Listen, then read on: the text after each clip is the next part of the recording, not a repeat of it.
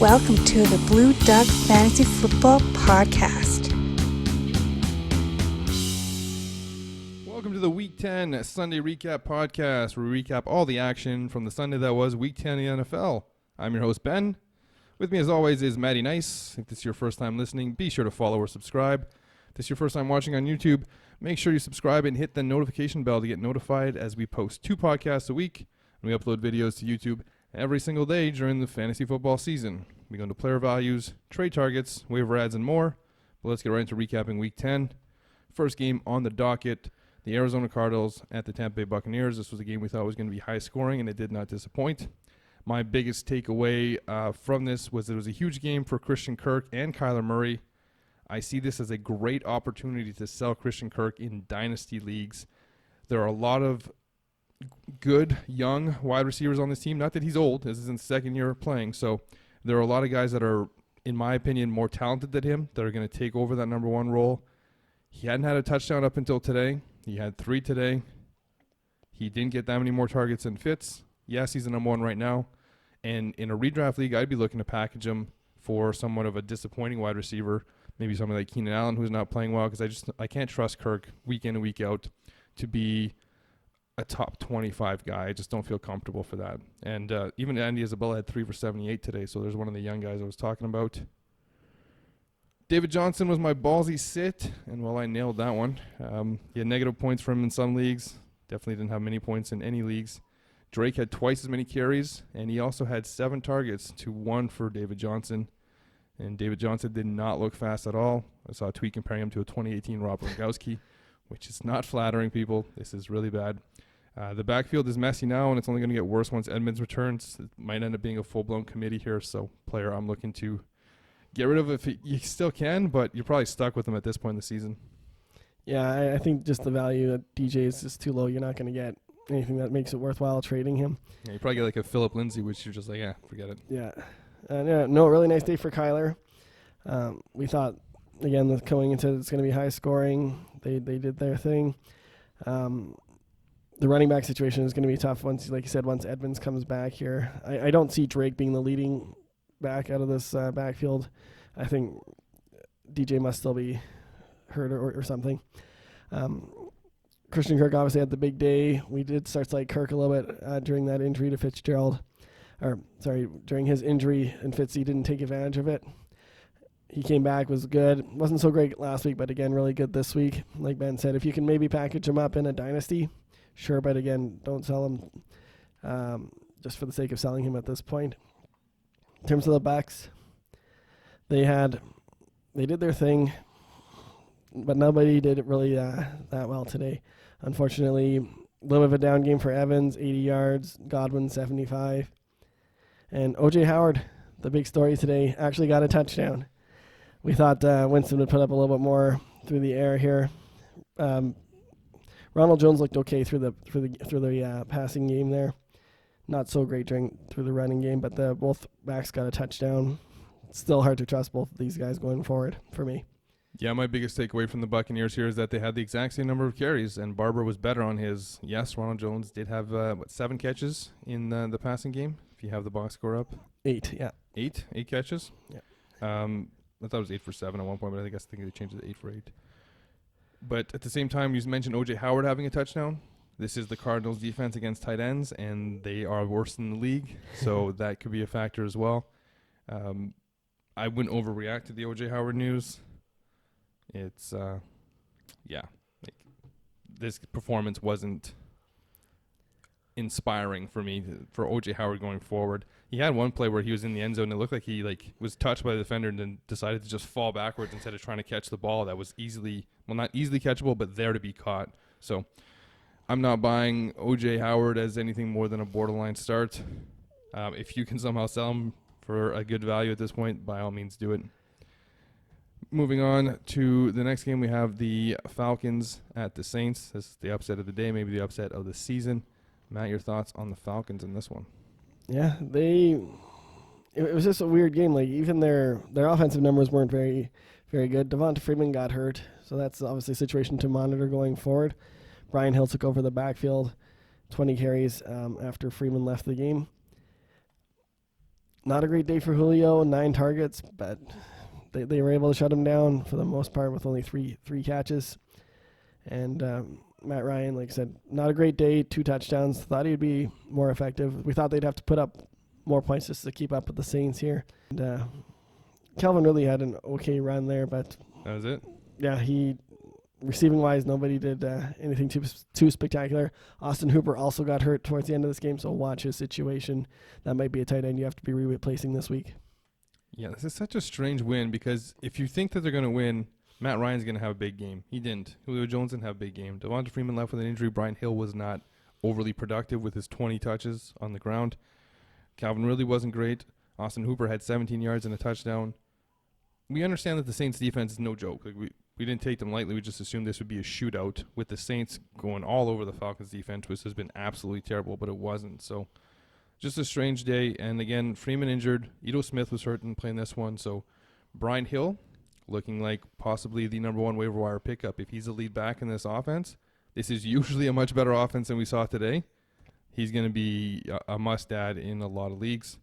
Moving on to the Saints, my biggest takeaway here is that the carries were split between Kamara and Latavius Murray. I know they didn't run that much today, but still something to look at. They threw a ton, though. Michael Thomas, 13 for 152. 10 targets for both Jared Cook and Alvin Kamara, so at least you know Alvin Kamara is going to be there in a passing game. And I'm by no means saying bench Kamara. He's going to be top 15 start every week no matter what, even in standard. And he'll be a top 5, top 10 running back in PPR for me going forward. But it's just a situation to keep an eye on. This was a weird game. So in a situation where they get more running, like 20-plus touches total running, you'll get a better idea what the split's going to be. But keep an eye on this. And if you have Latavius Murray, do not drop him. Yeah, no, for sure. Don't drop Murray. And Kamara, I don't think this is going to be the norm here with 4 carries. Obviously, they kind of fell behind a bit. It seemed like they maybe got away from their game plan. Maybe it was that they knew Atlanta's defense or their secondary was putrid, thought they could just pass all over them. This might have been part of the game plan, but I was very disappointed with the amount of touches that Kamara got today. He is coming off an injury, so that might have factored into it as well. Sean Payton did mention that they may try to rest him a little bit, maybe just save him up for the playoffs, but they might be losing that home field bye in round 1, so with this loss here. Michael Thomas just proves to be unstoppable every week, but I've got nothing else to say about the Saints here. Yeah, Michael Thomas is amazing. Moving on to somebody else who's amazing, and that's Lamar Jackson of the Baltimore Ravens, who destroyed the Cincinnati Bengals today. I'm not reading too much into this game because it was such a blowout that the numbers aren't going to tell you any story. We did see Gus Edwards in one of the first series near the goal line on a play that they could have given it to him and he could have ran it in. So Gus Edwards is involved in this offense. Ingram's value keeps dropping for me. He's a player that we've told you to sell week in and week out because this is going to become more of a committee. He was okay again today. He's still going to be a top 20 back every week, but his value is going to be spotty. He's not going to hit most weeks.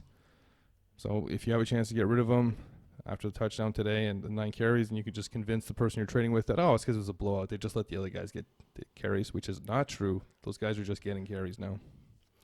Yeah, Ingram's 2 touchdown dependent, really, and he's going to be running back 20-ish because you can't be banking on somebody getting 10 carries and maybe 40 yards as your second running back in most leagues. Nice day for Hollywood Brown, but again, 4 targets, 4 catches, 80 yards, touchdown. He can do that. Yeah. But he could also have caught 2 of those balls and have been 2 for 10 or 20 or whatever it was. But, yeah, he's a big play. He's a boomer bust. We know this about him. Nice to see Mark Andrews get back into the touchdown column with a couple touchdowns here. But, again, they're throwing to Nick Boyle and Hayden Hurst. So they're using all these tight ends. So he's still going to be top 10, but he's not top 5, I don't think, for me anymore. Anyway, Bengals force-fed Joe Mixon finally. Yeah, got over that 100-yard mark. It's kind of it wasn't even the game that you expect. You'd expect it to be a close game when they're force-feeding it to Joe Mixon here.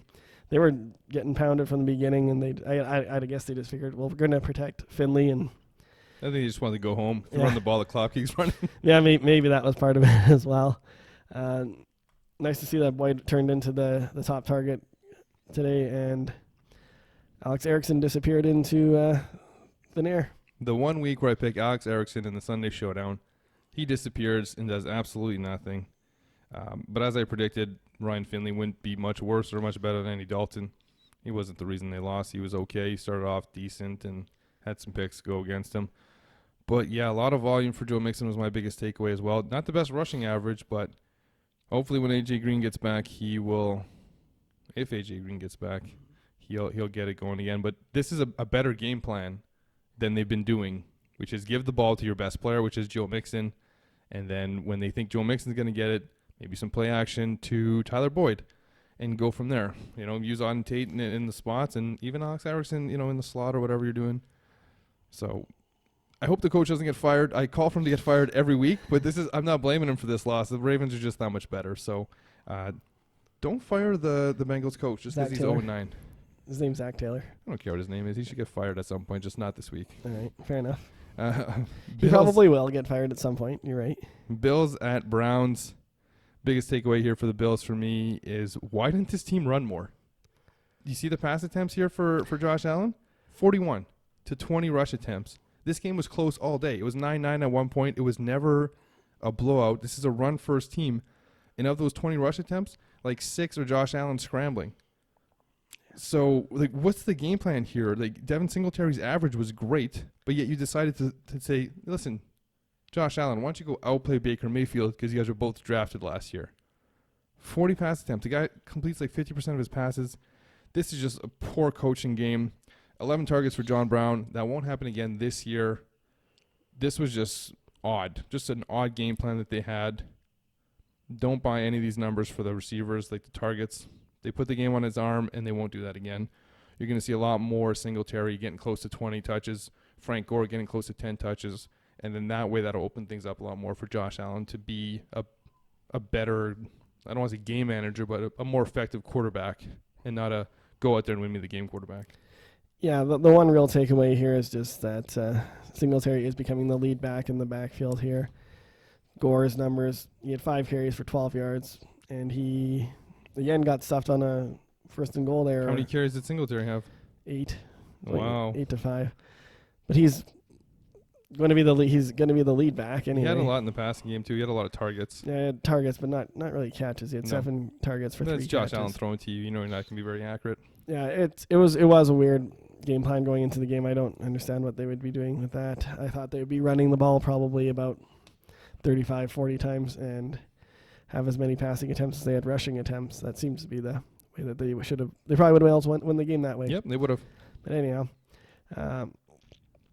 Cleveland, like you mentioned in a previous video there, Baker Mayfield, 2 touchdowns. First touchdown passing game of the season happens in Week 10. Congratulations, Baker Mayfield.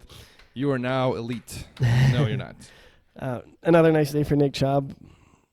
Kareem Hunt comes into play a little bit here. 4 carries, 30 yards, good average. He's going to be adding to that every week. So just monitor the situation. I still think Chubb is going to be the lead back here all the way through, but Kareem Hunt's going to slowly eat into that workload. A lot of targets for Kareem though today compared to Chubb, 9 to 4. Nice day for Jarvis Landry, and Odell was force fed like you thought, but he didn't catch not even half of them. Yeah, I mean, this is Baker's best game of the season, basically.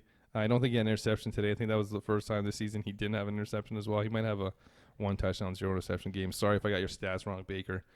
Be better, and then I'll look at your stats deeper. I have an interesting question for you here. You saw the carries for Kareem Hunt. You saw the targets for Kareem Hunt. Is Kareem Hunt the new Duke Johnson in this offense? Could that be possibly what they're doing with him? Yeah, I guess I didn't really piece that together because I've never really thought of him as a huge... That's the thing. Neither did I until I saw this and thought, this looks very Duke Johnson-y. That might be his role in this offense. Again, you'll have to monitor because when you rush 4 times for 30 yards, and at one point he was 3 for 26, and he had a long of 9. So it wasn't like he was breaking one big one and some small ones. Every time he ran the ball, he ended up with 4+ yards. He ran the ball just 4 times, but That's interesting to look at. Like right now, I would say if this is the only sample size you have, it's the Duke Johnson role.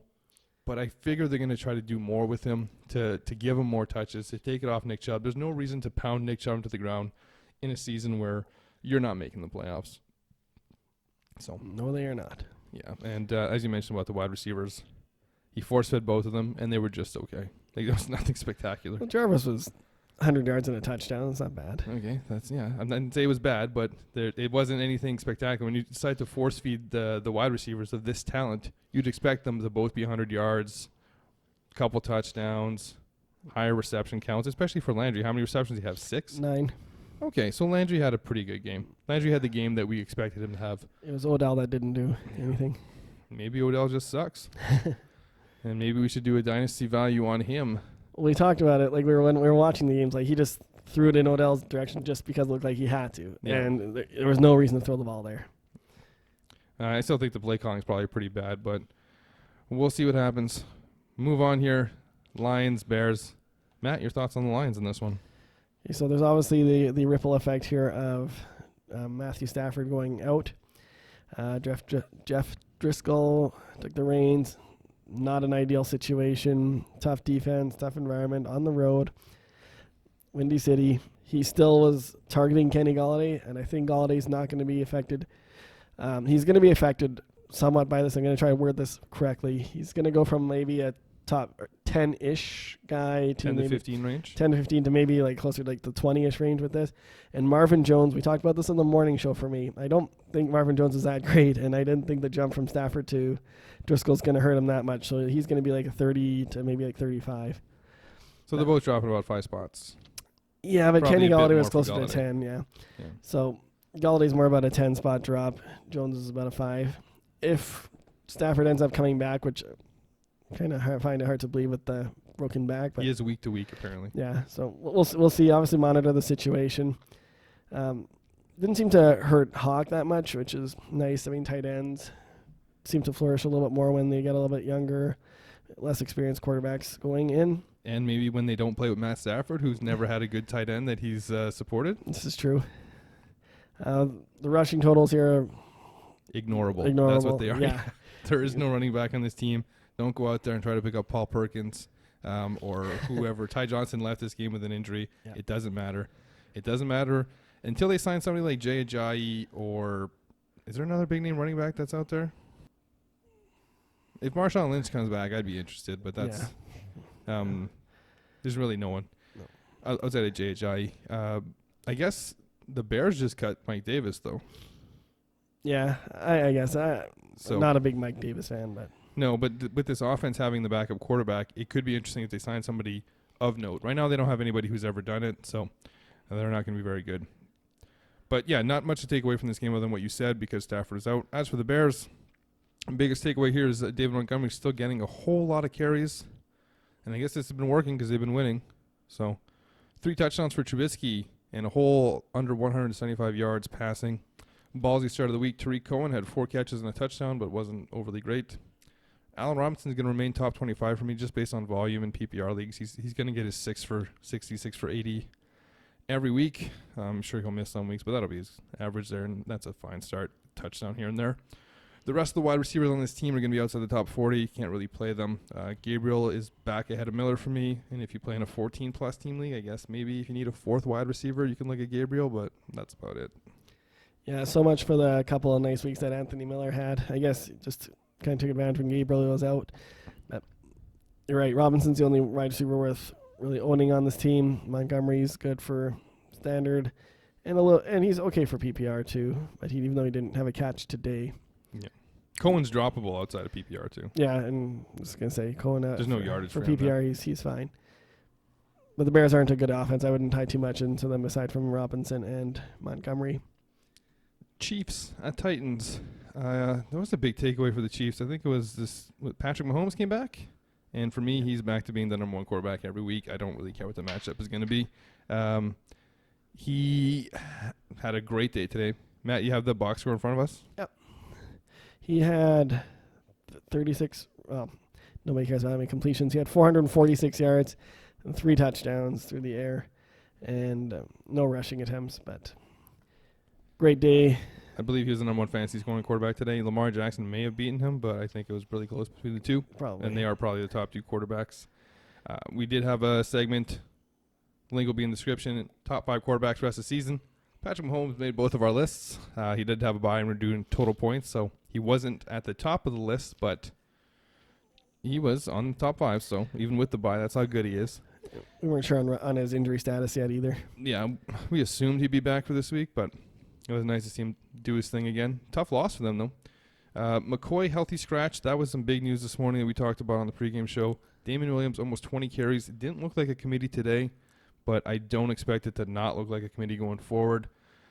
Darrell Williams got in there. I think Darwin Thompson got in there as well. I'm assuming they'll bring McCoy back, and this will go back to being a committee. This is what we hope to get from Damon Williams when you were drafting him in the 3rd round, but I just don't buy it, don't expect it. It's going to be a committee. That's the way they've been working all year. Early lead for you in the Hardman versus Robinson bet. 1 target, 1 catch, 1 touchdown, and how many yards? 63. Whereas Demarcus Robinson had 5 targets, 4 catches, and 50-some yards? 56, yeah. So your touchdown basically negates my 4 passes, 3 passes. This is PPR, by the way, so. Yeah, I get Tyreek Hill too, by the way. No. Tyreek Hill is so good. We will have a dynasty value on Tyreek Hill coming up shortly. 19 targets today, 11 catches.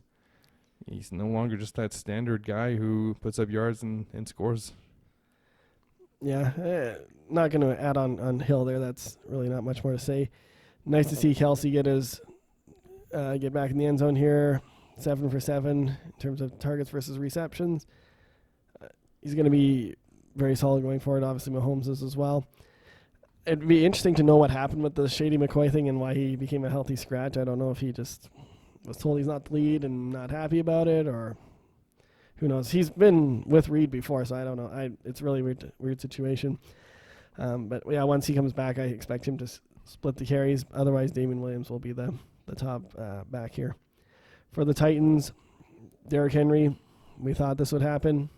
They ran, and that was because they had to put up points. It wasn't even to try to keep Mahomes off the field. Yeah. And he had the big, long touchdown run there, and 23 carries. He just seemed like he wore down the Chiefs by the end of the game. And just goes to show, even when Corey Davis is out here, A.J. Brown is still garbage. Yeah, not useful at all here. And thought we'd have a little bit better day from Jono Smith without Delaney Walker. Hard to trust the pass catchers in Tennessee, even with Tannehill behind center. Yeah, my biggest takeaway here from this team is that regardless of who's at quarterback, Tannehill or Mariota, they're just not very good through the air. This is Derrick Henry's team, and I will never pick him for you in the Sunday Showdown ever again. Dion Lewis, 0 targets, 0 rushes, 0, 0, 0. So this is Derrick Henry. He's a top 10 running back in both formats going forward for me. And every single one of these wide receivers is officially dead to me. I'm not even ranking them anymore. They're going to be like 90th overall. You don't want Khalif Raymond? Nope, none of them. All right. Adam Humphries will probably be the highest in PPR. He'll probably have 3 catches next week and lead the offense. Well, Corey Davis didn't play, to be fair for him. Yeah, he hasn't been good either. So you're not good and you can't stay healthy. You're done. Moving on to the Battle of New York. Huge news here. Big takeaway. Barkley, 13 carries for 1 yard. Apparently had an MRI after the game. They're saying possibly it's a shoulder. It might not be. They didn't really disclose anything. That is something to keep an eye on. He hasn't performed up to what we expected him to perform, but Wayne Gallman, if there's any type of injury, becomes a must-add. Definitely like the number 1 waiver wire pickup of the week. There has been talk about reducing Saquon Barkley's touches. This was something I read about. Tiki Barber saying there's no need to pump him out there. This is a 2-7 team or 2-8 team now. So let's not get him hurt. Let's get Gallman more involved, which might happen. You know, it's not a bad plan. There's no reason to run your running back into the ground for a losing season. Another big takeaway here, 14 targets for Darius Slayton and 10 catches. He just can't be ignored any longer. Sung Shepard might be out for the rest of the season. They've talked about putting him on IR with his concussion issues and whatnot. I'm not saying you need to rush out and grab Slayton on the waiver wire, but it's not a terrible ad. When they play teams that have bad defenses like the Jets, he's proven that he can get behind the defenses, and he's proven that he can score touchdowns. I don't know how many touchdowns he has, but it's got to be about 6 to 8, which is pretty surprising for him. A player that was drafted really late in the draft this year. 5? Yeah. So he had 2 this game, 2 in another game, and I guess he had 1 in another game. I don't have the game log. I just have season up here. Is that counting today? Mm. So it's either 5 to 7. Yeah, so I don't think it's counting today here. yeah, that makes more sense because I know he had two touchdown games, including today. Nice game for Golden Tate as well. Like I said, these guys, when they're playing against weaker secondaries, weaker defenses, they're going to be top 30, 35 plays. Like, I'm not going to be banking on Slayton getting 14 targets every week, but he's probably going to get closer to 8 now. He's moved up that leaderboard, and Ingram was out too. That's something to keep in mind. So they were limited to basically 2 pass catchers and whatever Benny Fowler thinks he is. Yeah, exactly. The other thing I was just going to mention until you threw it in at the end is Evan Ingram being out obviously helped Slayton's targets there. Keep an eye on Barkley. Yeah, obviously keep an eye on Saquon here. That's the main takeaway from the Giants. I'm not starting Daniel Jones outside of a really favorable matchup like this one here. Even still, you're going to have a better quarterback. In 2 quarterbacks league, that's where you start him in a matchup like this. Exactly. For the Jets there, Lev got a touchdown to save his day, but he's 68 yards total. That's not good. Not for a first round pick that you probably used on him. 4 catches. Yeah. Not good. Mm. Jamison Crowder had a pretty nice day there. Demaryius Thomas had a nice day. Crowder's PPR, sure, that's where I want him. And I'm still not buying the DT hype here. I'd let somebody else take that.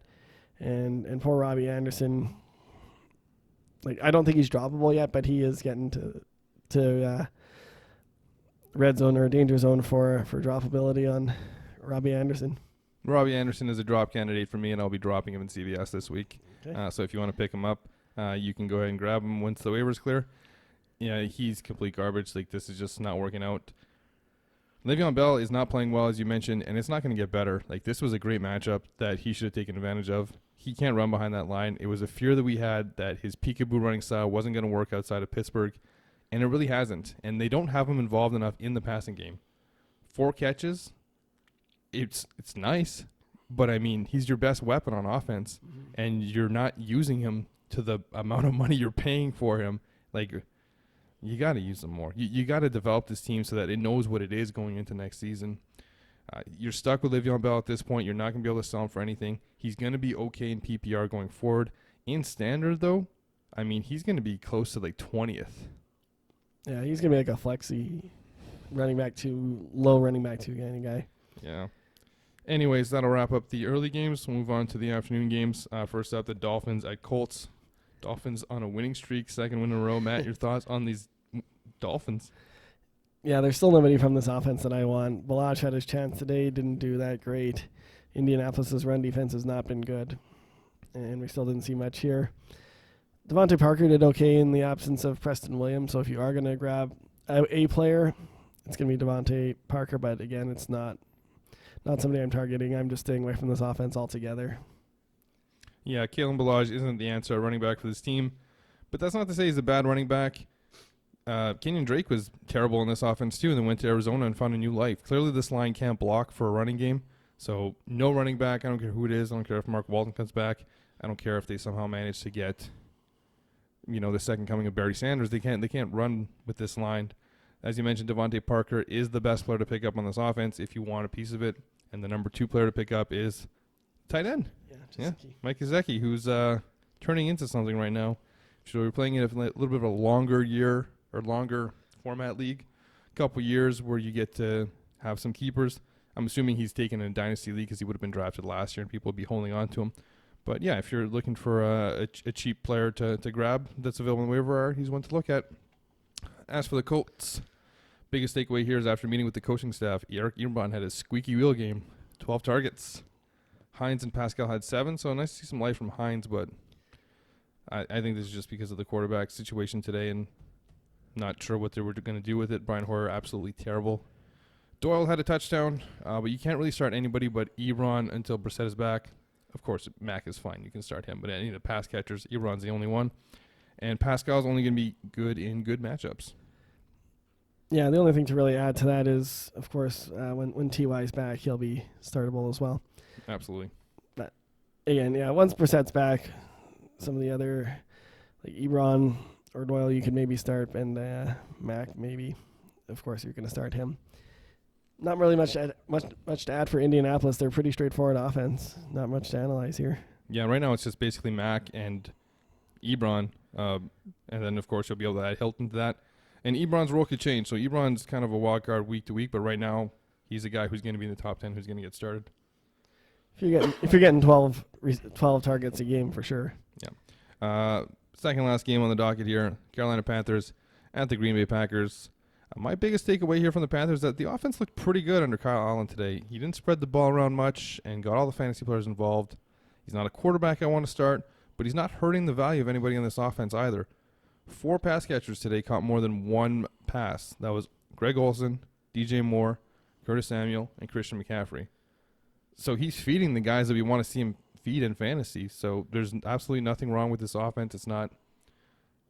Yeah, I'm fine with all these players going forward. Of course, Curtis Samuel is more of a wide receiver 30 to 35 to 40 even flex play. But in weeks like this, all these guys had decent games. You can't fault the quarterback for this loss.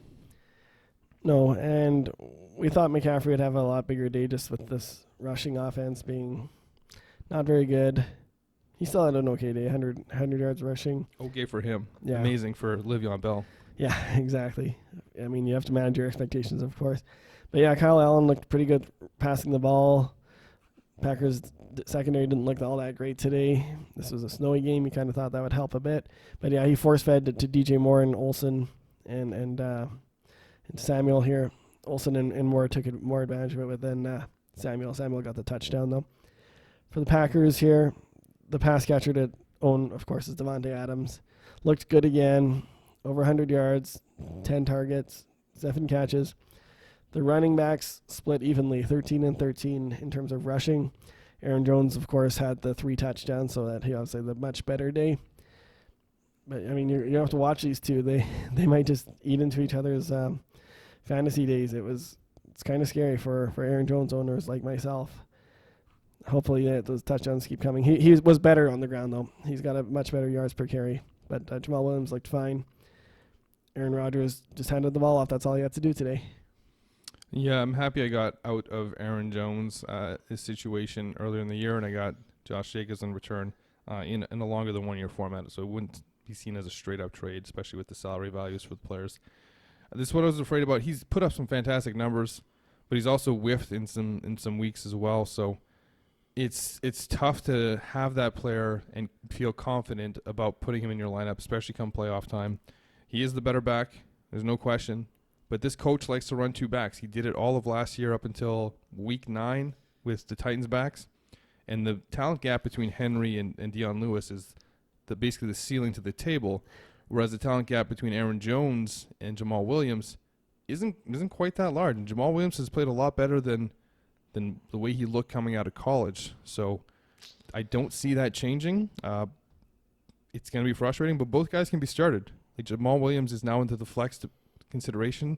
He's kind of playing, I don't want to say the Eckler role that they had him play in San Diego last year, or in LA last year, but it is somewhat similar to that, where he is getting a fair bit of passing downs, and they're almost splitting it 50-50. Like you said, there's one series for one series for the other. Yeah. I mean, I don't know if I could start Jamal Williams without the touchdown volume, because Aaron Jones is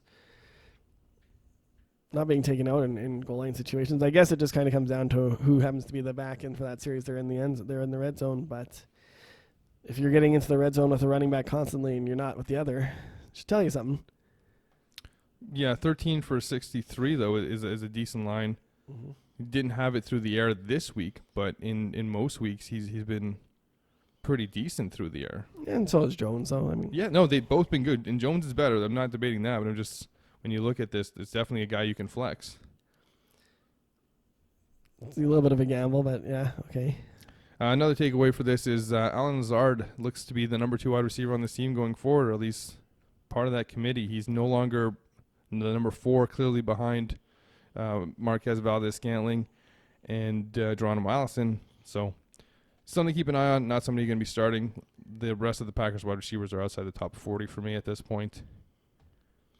But Devontae Adams, still no touchdowns. On bye next week? On bye next week. For a guy who had, I think he had back-to-back seasons of 10 touchdowns or 10 or more. Yeah. Doesn't look like it's going to happen this season. So a little bit disappointing, but maybe week 12 will be the first week he gets a touchdown. Let's hope so. Last game, Rams, Steelers. Matt, your thoughts on the Rams who lose to the Steelers? It's kind of a weird one. Robert Woods was the main receiving threat here. Kind of boggles my mind where Cooper Kupp went to in this game here. He had 4 targets for 0 yards, 0 catches. Robert Woods had 11 targets and Gerald Everett had 12. I can't imagine this is the game plan they went into this game with. I know Cooks is out and that's going to change things a little bit for you, but you got to force feed Cooper Kupp a little bit more than this. Kind of same thing for Gurley. He had 4 targets and 0 catches. 12 carries at least for Gurley, but man, you got to get the ball into your playmakers' hands. I don't understand what the Rams were doing. It must have just been a weird one-off when we had this game on the whole time, and every time we looked over, it was they're on defense. I couldn't believe it. They had that nice fake punt attempt. I blame Goff. I always blame Goff. You did see Bortles in there for a play. Yeah. But Jared Goff was not good in this one. 22 for 41 for 243 and 2 picks. Against a Steelers team that has really turned the corner here. They're now 5-4, looking pretty sharp. Their game manager quarterback, Jalen Samuels, didn't run the ball well, but more about the Rams here before we get to the Steelers. Malcolm Brown, 5 carries to Darrell Henderson's 4. Todd Gurley, 12. Looks like Brown and Henderson are combining to get more carries than they used to, so I mean, I don't understand in a game where it finishes 17-12, Gurley touches the ball 12 times. I don't know if there's an issue with this offense or if there's an issue with Goff, but this offense is nowhere near what it was last year. Everett's the only player who's better this year than last year. Well, I guess Kupp as well, but Yeah. Everett has been like a kind of a shining light here for this offense. It just hasn't been able to steamroll teams like they did last year. So you got to downgrade these guys. Like Robert Woods is downgraded, and after this game from Cooper Kupp, you can't look at him the way that we used to look at him. We did talk about trading him away, but we also talked about him being solid in PPR, and maybe you don't want to trade him away because the volume was there. He never had these bad games, so weird game. As for the Steelers, weren't able to run the ball. Juju Smith-Schuster, ballsy sit of the week, 3 for 44, third best pass catcher on this team, behind Deontay Johnson, who was 4 for 64, and James Washington, finally getting it together with his old college teammate, 90 yards, 6 catches, and a touchdown. That was nice to see. I don't even know who's running the ball here for this team. Who is T. Brooks? I can't even see the last name. James Tony Brooks James, it says. Tony Brooks James. The waiver wire out of the week for sure, right? Of course you're going to go ahead and pick this guy up. Never heard of him. They did run the ball a lot. They're looking at about 27 times. Jalen Samuels was not effective on the ground. He had 7 targets. Vance McDonald, 7 targets. These are guys you still have to keep starting with this quarterback because he looks their way. They're leading the team in targets along with James Washington. Yes, he's moving a little bit more to the wide receivers, but 4 for 64, 3 for 44. These aren't amazing like wide receiver-ish numbers. Those are more shorter passes. That's what this guy does. He's trying not to lose game. That defense just looks really good at this point. Yeah, weird. It was just a weird game altogether. I don't even know what else to add to this. I mean, it's going to change a bit when James Conner comes back, of course. And Jalen Samuels looks like he's going to be a fine start. He's going to get the volumes. Like you said, I would keep running him out there. And like you said, Vance McDonald as well. And Juju's still going to be a startable player. Just not today against Jalen Ramsey and his defense. No, but I mean, you knew that he was going to take a bump as soon as Ben went out, and it's happened. I was hoping that it wouldn't be quite as significant. Thought he'd overcome it a little bit more a la Michael Thomas, but hasn't done it for us. But I would still start him in like as a second or third wide receiver. You kind of have to. I can't imagine you have 2 or 3 better options on your team. No, and I think when James Conner comes back, he'll probably be that top 10 running back in PPR, especially the way he's a good pass catcher and the quarterback likes to dump it off. So yep. Still going to have some guys to start on this team, just not Mason Rudolph. That's going to wrap up the Sunday recap. Matt, you have anything to add before we go? Thanks for watching. Thanks for listening. Hopefully you're doing both. That's it.